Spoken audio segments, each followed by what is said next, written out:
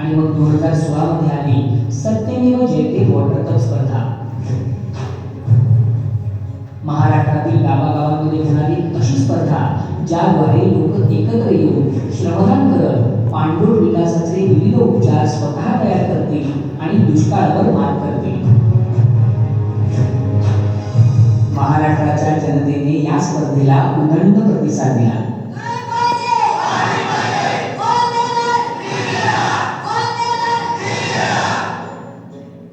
श्रमदानासाठी लोक स्वतः उत्स्फूर्तपणे पुढे येऊ लागले. राज्यातील गावागावांमध्ये स्पर्धेची चुरस वाढू लागली. गावचं नेतृत्व, ग्रामपंचायत, शासकीय कर्मचारी अशा समाजातल्या प्रत्येक घटकाने हे काम आपलं मानलं आणि पाहता पाहता पुढील 4 वर्षात या स्पर्धेने एका प्रचंड मोठ्या लोक चळवळीचं रूप घेतलं.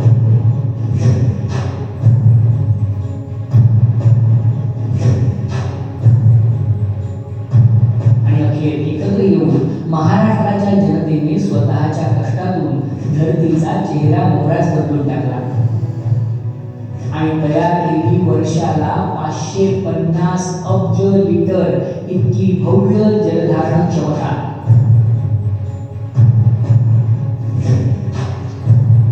हे इतकं पाणी होतं की जर ते 10,000 लिटर क्षमतेच्या टँकरमध्ये भरलं तर 55 दशलक्ष टँकर्स भरतील. आणि हे टँकर्स जर एका पाठोपाठ एक उभे केले तर ते पृथ्वीला 8 पेक्षा जास्त वेळा प्रदक्षिणा घालतील.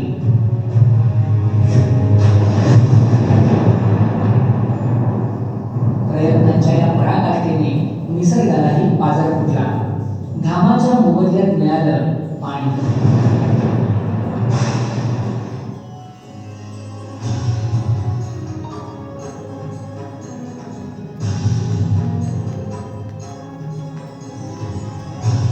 या बादलीला लागण्यासाठी 55 हँडपंप मारायला लागले. एक बादली 3 लिटरची 55 हँडपंप. आज 5 हँडपंप मध्ये ती बादली पूर्ण. पहिला मारला की मारला. खूबसूरती की बात यह है कि इस प्रोसेस में हमने एक पैसा नहीं दिया किसी गांव को, और मुझे खुशी है इस बात की. गांव ने काम किया, उनकी मेहनत है.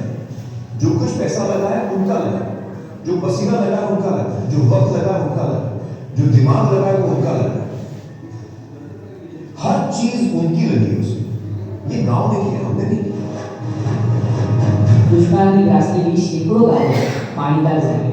हवामान बदलाच्या या संकटाच्या काळातही तग धरून राहत स्वतःच्या बळावर सक्षम झाली. या सर्व प्रयत्नातून एक अत्यंत मौल्यवान गोष्ट हाती लागली. ती म्हणजे लोक चळवळीचं एक जादुई रसायन. लोक एकत्र आली तर कुठलाही प्रश्न ते स्वतः सोडवू शकतात याचा आत्मविश्वास.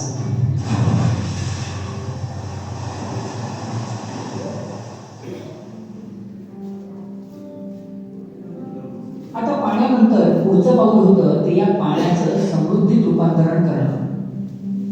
ग्रामीण भागातील उपजीविकेचं मुख्य साधन आहे ते शेती. पण गेल्या अनेक वर्षांपासून शेतीचा व्यवसाय दुष्टचक्रात अडकला होता.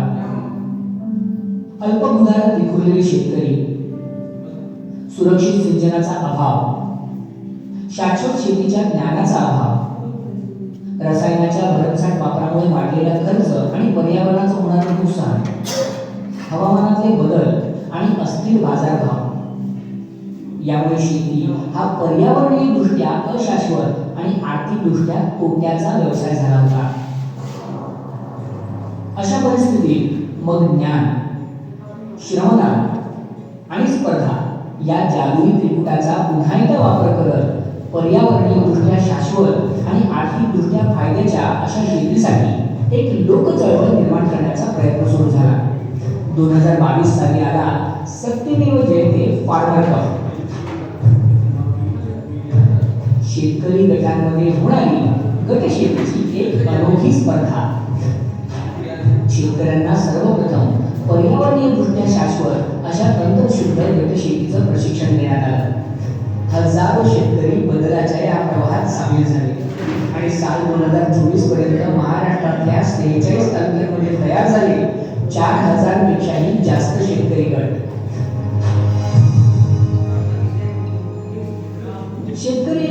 त्यातच शेतीसाठी लागणाऱ्या विविध निविष्ठा खरेदीवर भरप 60% डिस्काउंट मिळवण्याची ताकद तर त्यांच्या हाती आलीच, शिवाय शेतीतल्या अद्ययावत ज्ञानाची दरी भरून काढण्यासाठी मग एक नवीन उपक्रम राबवण्यात आला.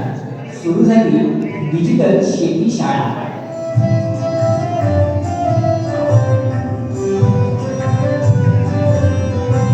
विविध कृषी विद्यापीठातील शास्त्रज्ञ शेतकऱ्यांच्या प्रश्नांना थेट उत्तर देऊ लागले.